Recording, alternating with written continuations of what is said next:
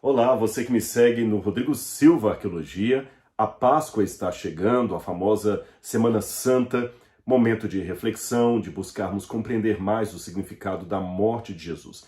É claro que a época em que o Ocidente celebra a Páscoa não é necessariamente a época do calendário bíblico. Mas o que significa a Páscoa? Qual o sentido desse evento e como Jesus o ressignificou através da Santa Ceia? É sobre esse assunto que eu quero falar um pouco com você hoje, a partir do que nós temos na Sagrada Escritura, na Bíblia, e também nos relatos da arqueologia e do contexto mais antigo que podemos alcançar, tá certo? Mas antes de entrar no assunto, não posso deixar de convidar você a fazer parte dessa família do canal Rodrigo Silva Arqueologia. Se você não é inscrito, se inscreva, ative o sininho de notificações. Isso é muito importante, gente, porque você ativando o sininho de notificações, além de você ser sempre avisado toda vez que eu postar um conteúdo novo, o YouTube também verifica, através de algoritmos, que este canal é relevante. E também deixe o seu comentário, se gostar, o seu like e, é claro, a sua divulgação para todos os seus conhecidos, tá bem? Então vamos lá ao significado da Páscoa. Hoje eu sei que a Páscoa é muito atrelada a ovos de chocolate, coelhos, vem de uma tradição pagã misturada com tradição cristã. Eu não vou entrar muito nesse mérito da questão, não por fugir da temática ou de qualquer polêmica, mas é porque eu sei que todo ano esse assunto da origem pagã do coelho, dos ovos, sempre é falado por muita gente. Então, como muitas pessoas já trazem essa informação, eu resolvi refletir um pouquinho sobre a Páscoa apenas no sentido bíblico dela, o que ela significa. Aí fica a seu critério deletar o que está demais nessa história aí, tá bem? Vamos começar em Êxodo capítulo 12. Ali conta o momento em que Deus, com mão poderosa, libertou os hebreus da escravidão do Egito, das mãos pesadas de Faraó e dos egípcios. E Deus criou um ritual por meio do qual os hebreus seriam libertos. Interessante, Deus podia ter feito tudo sozinho, mas ele resolveu usar um homem que também tinha seus problemas, seus defeitos, chamado Moisés, e orientar o povo a participar dessa libertação também. Aqui em Êxodo capítulo 12, Deus institui como é que seria a saída definitiva dos hebreus do jugo egípcio. Diz no verso 16, por sete dias, uma semana, vocês, hebreus, comerão pães sem fermento. Por que pães sem fermento? Você sabe que a massa, para ela poder criar a sua levedura, demanda tempo. Então, comer um pão sem fermento é que você não teve nem tempo para deixar o levedo crescer na massa e tudo mais. Ou seja, vocês devem comer o pão como quem está com pressa. Querer sair logo do Egito, estar apressados para ir embora dali, mas esperar o tempo certo do Senhor. E o que aconteceu? No verso 21, a história continua dizendo que Deus chamou Moisés e todos os anciãos do povo, ou seja, 7 dias depois que eles estavam comendo os pães sem fermento, e Deus disse, escolham e peguem cordeiros para as famílias de vocês, e matem esses animais para celebrar a Páscoa. Interessante, há pouco tempo eu fiz um vídeo no Instagram sobre adorando e cantando em meio à dor, onde eu falo lá da importância de agradecer a Deus, celebrar a vitória mesmo antes que ela aconteça. Ou seja, os hebreus ainda não tinham saído do Egito. Mesmo assim, pela fé, tinham que celebrar uma saída que ainda não tinha acontecido. Ter a certeza que Deus vai cumprir com aquilo que ele promete. Então, interessante, eles deveriam matar esses cordeiros para celebrar a Páscoa. E como eles deveriam celebrar essa Páscoa? É interessante que a palavra Páscoa, que aparece aqui no hebraico, é a palavra Pessar.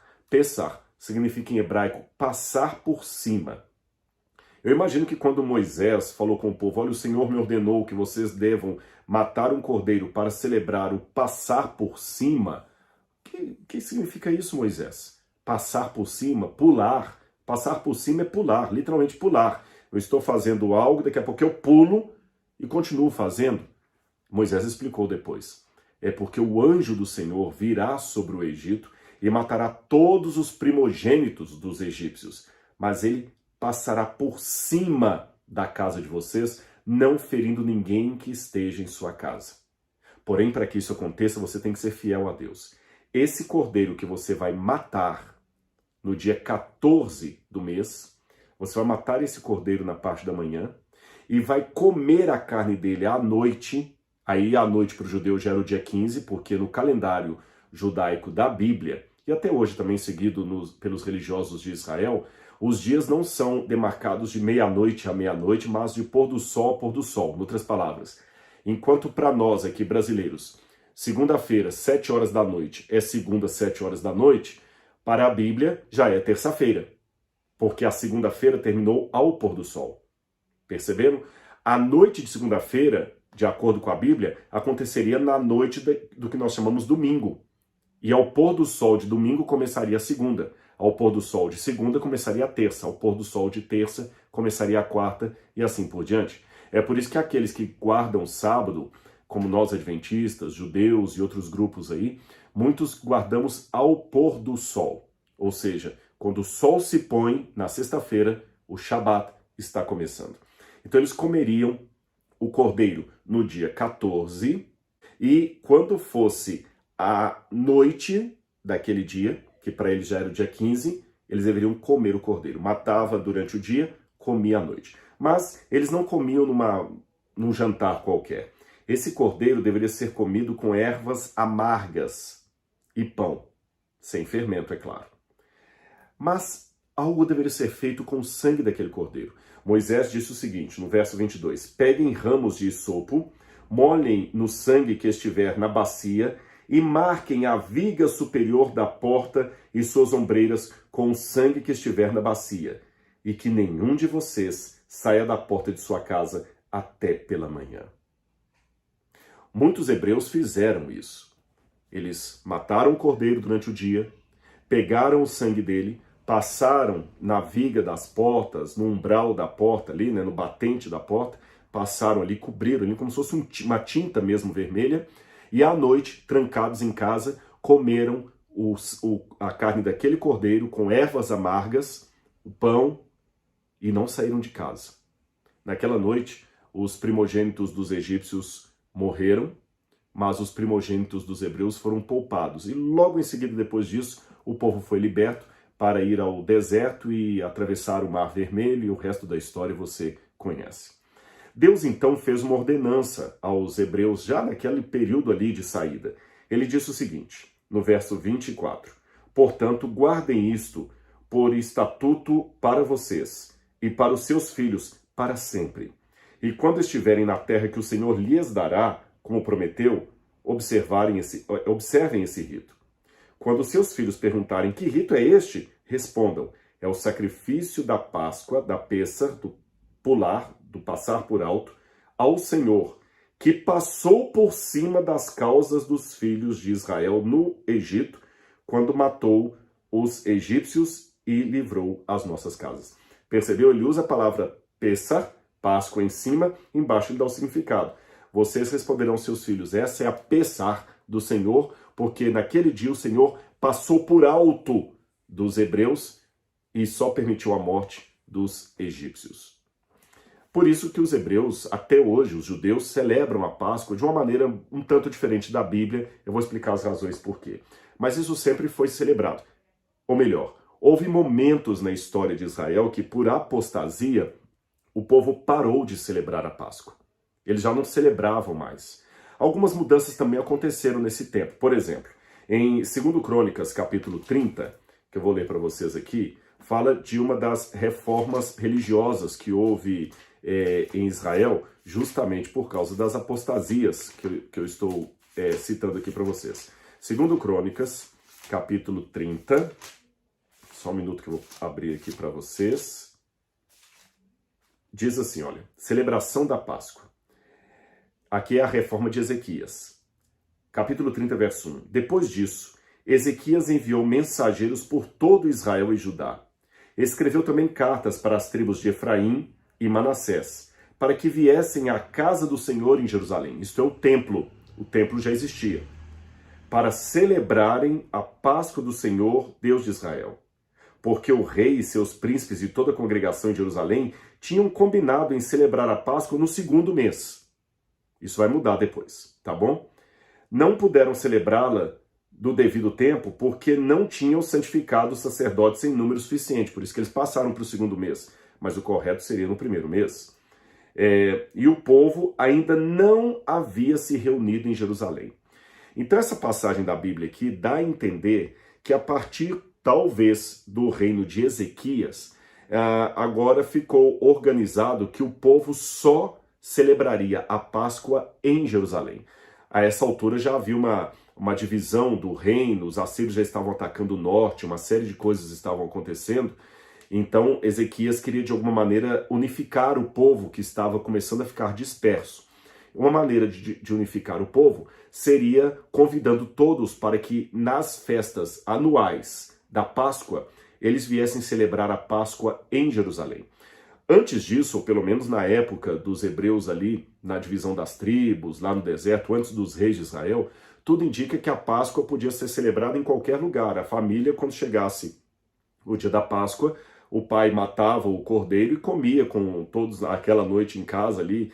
Mas parece que da época de Ezequias em diante, a Páscoa só poderia ser celebrada em Jerusalém. Também há alguns que pensam que na época que o santuário estava em Shiló, que a Páscoa também só era celebrada no santuário em Shiló. Era uma maneira de reunir o povo. Então você não pode mais celebrar a Páscoa em qualquer lugar que você estiver. O lugar de comer o cordeiro pascal é em Jerusalém, porque somente lá existe um culto válido. Alguém pode pensar, mas por que esse monopólio do sagrado? Havia muitas razões. Uma delas, por exemplo, é que a idolatria campeava em muitas tribos. Então corria-se o risco de alguém fazer um sincretismo religioso, talvez lá em Dan. Dan já tinha um templo, um altar pagão, desde a época de Jeroboão, e podia acontecer que alguém faria um sacrifício a um deus cananita, ou um deus pagão ali, a Baal, o famoso Baal, e celebraria um cordeiro pascal em homenagem a Baal. E ofereceria ao povo como sendo a Páscoa do Senhor. Podia acontecer isso. Então, para evitar que sacrifícios fossem feitos de maneira errada ou por qualquer um, Deus, validando até o que havia sido dito, que os levitas é que cuidariam dos serviços litúrgicos do templo, determinou, através do rei Ezequias, que a Páscoa só seria celebrada em Jerusalém e que os hebreus só comeriam o cordeiro que foi morto no templo de Jerusalém pelos sacerdotes do Senhor. Isso depois foi repetido aqui na época de Josias. O livro de 2 Crônicas, capítulo 35, diz, verso 1, Josias celebrou a Páscoa ao Senhor em Jerusalém, e eles mataram os cordeiros da Páscoa no 14º dia do primeiro mês, como eu falei com vocês, no dia 14 do mês de Abib, ou primeiro mês. Abib, ou Aviv, significa primavera em hebraico. Tanto é que a cidade de Tel Aviv, que muitos consideram a capital de Israel, mas Israel considera Jerusalém a capital do país, é bom distinguir isso. Tel Aviv pode ser a capital de Israel para muitos países, mas para os israelenses, a capital de Israel é inegociavelmente Jerusalém. Alguns países já estão reconhecendo esse direito aí, mas isso é outra história. Apenas para ilustrar para vocês, Tel Aviv, Tel significa colina em hebraico, Aviv, primavera, Av, primavera, né? Então Tel Aviv, colina da primavera, ou colina primaveril. Então o mês que nós chamamos de abril, na verdade seria abril, março pelo nosso calendário, para os judeus seria o primeiro mês do ano religioso, o mês que inaugurava com o começo da primavera, por isso ele era chamado de mês de Aviv, ou Abib, como alguns pronunciam, o mês da primavera. Nesse primeiro mês, quando fosse no 14º dia, todos deveriam começar a comer pães sem fermento. Pois vamos continuar aqui. Esse símbolo da Páscoa, como sendo a retirada de Deus do Egito, era muito importante para a identidade judaica dos tempos bíblicos. E no Novo Testamento, Jesus celebrou a Páscoa dos judeus várias vezes. Ele veio a Jerusalém. Agora, é interessante, quando a gente vai a Marcos 14, ali fala da última ceia de Jesus. Qual o significado dessa última ceia de Cristo? Muitos estudiosos, eu concordo com eles, acreditam que essa última ceia de Jesus foi uma ceia pascal, uma seder, né, uma refeição pascal. Outros acham que não, foi apenas uma refeição normal que Jesus deu significado cristão para ela. Então existe esse debate entre os teólogos. A Santa Ceia de Jesus era uma refeição pascal como aquela prescrita no Antigo Testamento ou não era uma refeição pascal? Aqueles que acreditam que não era uma refeição pascal lançam uma questão que realmente é um longo debate ao longo da história do cristianismo. Eu falei com vocês que a ceia da Páscoa deveria ser comida com ervas amargas e o cordeiro que foi morto no dia 14. Correto? O cordeiro foi morto no dia 14 e à noite eles deveriam comer a carne desse cordeiro com ervas amargas. Com o tempo foi acrescentado também, segundo o Talmud, a presença do vinho e do pão sem fermento. Mas quando a gente lê a Santa Ceia de Jesus, em nenhum lugar diz que Jesus comeu o cordeiro. Também não se fala de ervas amargas. Então será que Jesus não celebrou a Páscoa naquela noite em que ele fora traído? Será que era uma outra refeição que não a pascal? Se fosse a refeição pascal da Páscoa, por que não há a menção do cordeiro pascal nem das ervas amargas? Essa é uma pergunta que se faz. Além disso, existe uma aparente contradição que eu não vou poder explicá-la nesse vídeo, eu vou deixar isso para uma outra oportunidade, que nos evangelhos sinóticos, Mateus, Marcos e Lucas, parece que Jesus celebrou a Páscoa no dia certo da Páscoa. Quando você vai no evangelho de João, parece que Jesus comeu a Páscoa antes da Páscoa. Parece que ele fez aquela Santa Ceia antes da festa dos judeus. Eu não vou entrar no mérito dessa aparente contradição no vídeo de hoje, mas eu vou apenas expressar para vocês como eu entendo isso. Eu acredito que Jesus comeu a Páscoa, sim. E alguém pode falar, Rodrigo, mas se ele comeu a Páscoa, onde é que estaria o cordeiro? Uma resposta provisória que alguns dão, mas ela não resolve todas as questões, é que os essênios, uma facção judaica do tempo de Jesus, não comiam o cordeiro pascal no dia da Páscoa, no dia 15 de Abib. Eles não comiam cordeiro pascal. E Jesus pode ter seguido na linha desses judeus essênicos. Por que os essênios não comiam a Páscoa? Porque eles eram contra o que acontecia no Templo de Jerusalém. Eles não reconheciam mais o ritual do santuário em Jerusalém, muito menos os sacrifícios que eram feitos ali. Por isso que em documentos dos essênios, se a gente entender que foram os essênios que escreveram, copiaram muitos dos escritos do Mar Morto, ali você vê a declaração que eles não comiam o cordeiro pascal, tornavam-se vegetarianos, até como uma forma de protesto contra o que acontecia no templo. Há alguns que pensam que João Batista pode por algum tempo ter feito parte da comunidade dos essênios e que ele também seria vegetariano, que o gafanhoto e o mel silvestre que ele comia não era um inseto, mas o fruto da alfarrobeira. E Jesus, parente de João Batista, talvez tenha seguido nessa linha dos essênios. É interessante que tanto em Lucas quanto Marcos traz um detalhezinho que parece apontar nesse sentido, mas não de modo conclusivo. Eu vou ler o texto para vocês e vou explicar. Marcos capítulo 14, versículos 12 em diante diz assim: E no primeiro dia da festa dos pães sem fermento, quando se fazia o sacrifício do cordeiro pascal, lembra que falei com vocês que com o tempo, o primeiro dia de comer os pães sem fermento já coincidia com o dia do sacrifício do cordeiro pascal. Aqui diz assim: no primeiro dia da festa dos pães sem fermentos, quando se fazia o sacrifício do cordeiro pascal, os discípulos de Jesus lhe perguntaram: onde quer que façamos os preparativos para que o Senhor possa comer a Páscoa? Essa palavra Páscoa em grego é Pascha, que é uma adaptação ao grego daquele hebraico Pessar. Os hebreus chamavam a Páscoa de Pessar. Os hebreus de fala grega chamavam de Pascha. Pessar em hebraico, Pascha em grego. Flávio Josefo até fala de uma maneira diferente, ele fala de Fasca, que é uma maneira também de colocar o hebraico num som grego. Mas de qualquer maneira, a palavra Pascha ou Pasca, Páscoa, como aparece no Novo Testamento grego, ela pode significar a festa da Páscoa, a ceia da Páscoa ou o cordeiro pascal. Então, quando o evangelista fala, quando se fazia o sacrifício do cordeiro pascal, e em seguida coloca os discípulos perguntando, onde o Senhor quer que preparemos para que o Senhor possa comer a Páscoa? Evidentemente, eles estavam se referindo a tudo que envolvia a cerimônia. E se Jesus, por acaso, falasse assim, olha, vamos comer, mas não tem o Cordeiro Pascal, esta é uma informação muito importante para não ser anotada pelo evangelista. Seria uma contradição, seria como numa igreja católica um padre resolvesse fazer a missa sem a Eucaristia. Seria uma coisa tão fora do comum que alguém descrevendo o ato desse padre colocaria: o padre celebrou a missa sem a Eucaristia, porque não é algo comum. Agora, quando eu digo o padre celebrou a missa, eu não preciso necessariamente perguntar, tá, mas teve Eucaristia ou não teve?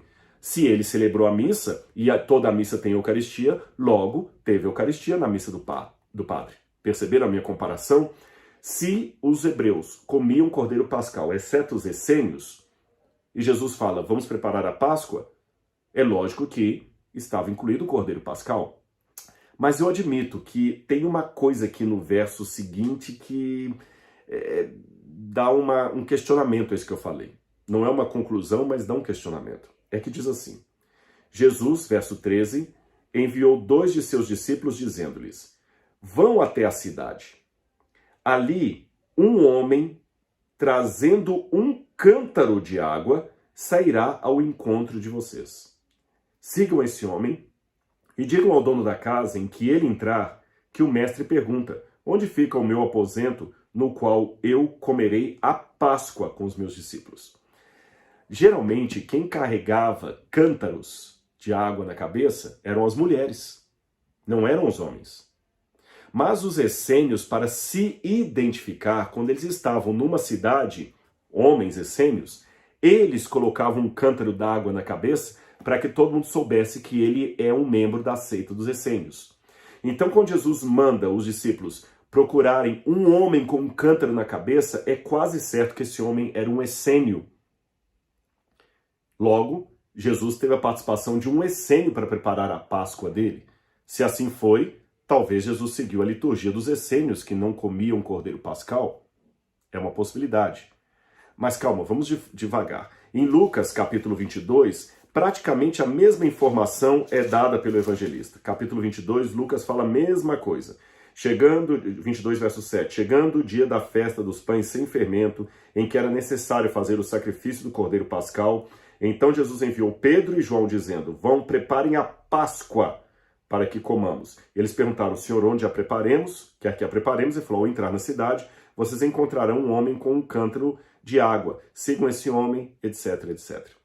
Mas devemos levar em consideração que nós não temos todos os detalhes da seita dos essênios. E nós não podemos afirmar, para longe de qualquer questionamento, que os essênios não comessem o sacrifício pascal. Na verdade, os essênios eram contra o sacrifício que era feito no templo. Mas muitos deles talvez faziam o sacrifício do cordeiro, porque se tinha uma coisa que eles queriam seguir à risca, eram as normas da lei mosaica, especialmente de purificação. Então, embora tenha esses questionamentos que eu estou levantando para vocês aqui, e alguém pode falar, poxa, Rodrigo, mas por que você fala uma coisa e você mesmo apresenta um argumento que pode minar o que você está dizendo? É porque eu tenho que ser honesto com as fontes. Eu não tenho o quadro completo do que aconteceu. Por exemplo, lembra que eu falei que a Páscoa era comida em Jerusalém? Lembra que eu falei isso? Pois bem, a Páscoa era comida em Jerusalém. Agora imagine, milhares e milhares e milhares de judeus chegando em Jerusalém na festa da Páscoa. E cada família comendo um cordeiro pascal. Como é que dava para sacrificar todos os cordeiros no templo e distribuir para essas famílias todas comerem ali nos arredores de Jerusalém?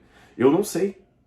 E não há nenhuma informação antiga sobre isso. Flávio Joséfo, que era um escritor da época, ele descreve muito bem o sistema do sacrifício no templo do Cordeiro Pascal, mas Joséfo não dá nenhuma informação de como essa carne sacrificada no templo era distribuída para as famílias comerem nos arredores de Jerusalém, na própria cidade de Jerusalém, no dia da Páscoa. Joséfo não fala como é que os judeus comiam o Cordeiro Pascal naquele dia. Nem Fílon de Alexandria, que era outro judeu também na Antiguidade, ninguém fala disso. Nós temos algumas informações do Talmud, mas há autores como David Flusser, por exemplo, Neusner, também que questionam ficar usando muito o Talmud, que data de 200 anos depois, para entender os dias de Jesus. Aliás, o David Flusser, que eu mencionei para vocês, um dos maiores professores da Universidade Hebraica sobre Jesus e o judaísmo, ele mesmo dizia que quando você compara o ensinamento de Jesus com os essênios, Jesus estava mais próximo dos fariseus do que dos essênios, então não posso dizer que Jesus era essênio, o admirador dos essênios. Então há muitas dúvidas, nós levantamos hipóteses e eu tenho que ser honesto com elas aqui. Percebeu? Agora, hipóteses à parte, tem uma coisa que eu posso afirmar para vocês. À medida que o cristianismo foi desenvolvendo, de fato, o cordeiro desapareceu daquela cerimônia que nasceu da ceia pascal. Eu me refiro agora sim à Santa Ceia. Quando você vai para 1 Coríntios capítulo 11, quando Paulo vai dar as orientações de Deus de como a Santa Ceia deveria ser comida, Paulo diz bem claro assim, 1 Coríntios capítulo 11, versículo 23. Ele fala antes disso que devemos comer a ceia com respeito, de maneira digna, etc. E ele diz, porque o que recebi do Senhor também lhes entreguei, que o Senhor Jesus, na noite em que fora traído, tomou o pão, e tendo dado graças, o partiu e disse, esse é o meu corpo que é dado por vós, façam isso em memória de mim. Do mesmo modo, depois da ceia, pegou também o cálice, dizendo, esse cálice é a nova aliança no meu sangue, façam isso todas as vezes que o beberem, em memória de mim. Como você vê, aqui na Santa Ceia, agora sim na Santa Ceia, não há mais a presença de ervas amargas nem do cordeiro. O que significa isso para aquele que era judeu e havia reconhecido Jesus como o Messias? Significa que a Páscoa era, além de uma lembrança, um memorial, um ritual cristão, era também uma renúncia. Isto mesmo, uma renúncia. Porque ele, como judeu, participar agora de uma ceia, cujo sangue, ainda que simbolicamente, era bebido através do vinho, isso era proscrito na religião judaica. O judeu jamais pode comer sangue, nem beber sangue. E agora ele tem que tomar um vinho, na minha opinião, não fermentado, um vinho sem fermento, mas esse vinho que ele toma era a representação do sangue de alguém. Ao fazer isto, ele estava renunciando às suas heranças judaicas. Isso não era fácil. Olha que interessante, ao mesmo tempo que a Santa Ceia tem as suas raízes na Páscoa judaica, ao mesmo tempo que ela nasce do judaísmo, ela também significa uma ruptura com o judaísmo, abraçando o que Jesus chamou de a nova aliança, o novo acordo. E para não ir tão longe, mesmo a Páscoa, instituída pela primeira vez por Deus aos hebreus que estavam cativos no Egito, mesmo essa Páscoa também significou uma ruptura. Raciocine comigo. Os hebreus ficaram, na minha opinião, 2 séculos e pouco ali no Egito. Eu não acredito que eles ficaram 400 anos no Egito. Isso é outra história para outro vídeo.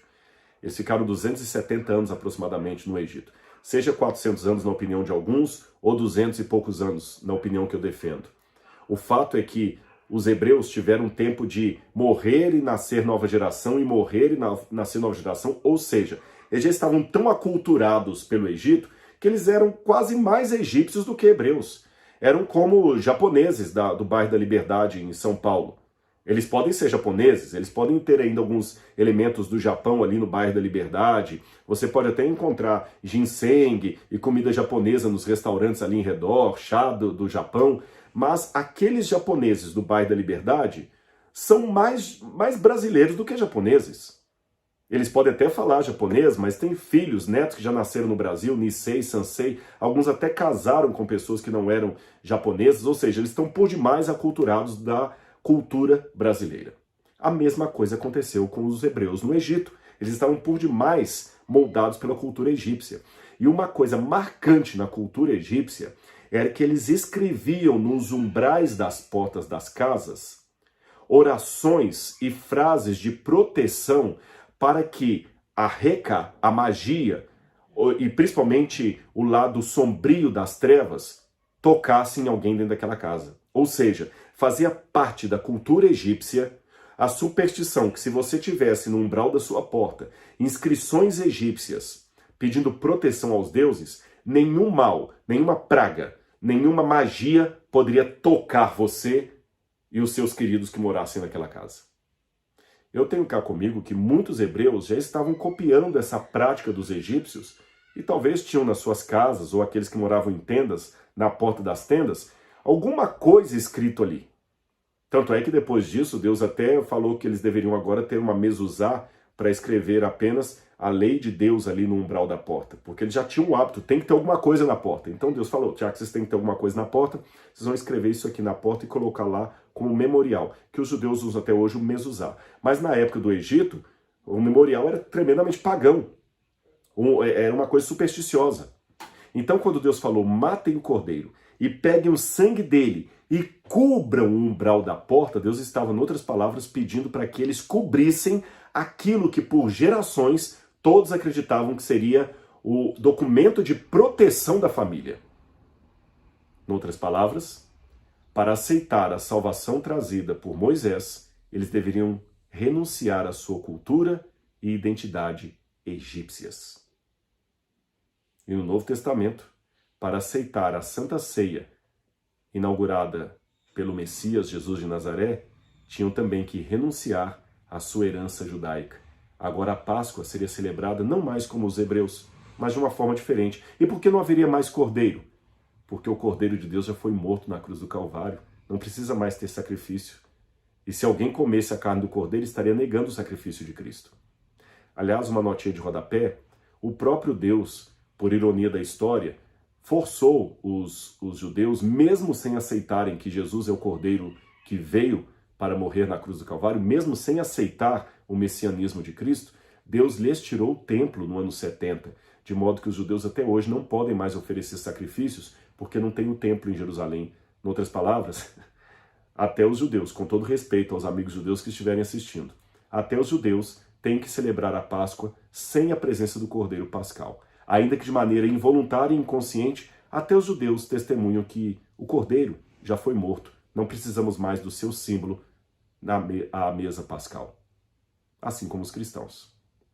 E o que eu posso tirar de tudo isso?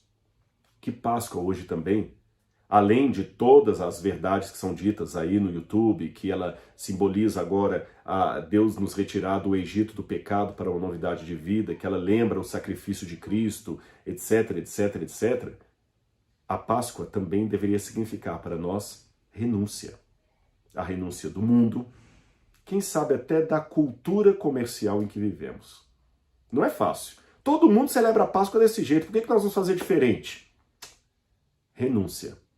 Foi a palavra que Deus pediu para os hebreus ao saírem do Egito e para os judeus ao se tornarem seguidores de Jesus Cristo. Pense nisso. Nessa Páscoa, você está disposto a renunciar ao mundo e às tradições mundanas em nome da verdadeira Páscoa e do verdadeiro Cordeiro, que é Cristo Jesus? Algo a se pensar. Um grande abraço e até o nosso próximo vídeo. Tchau, tchau.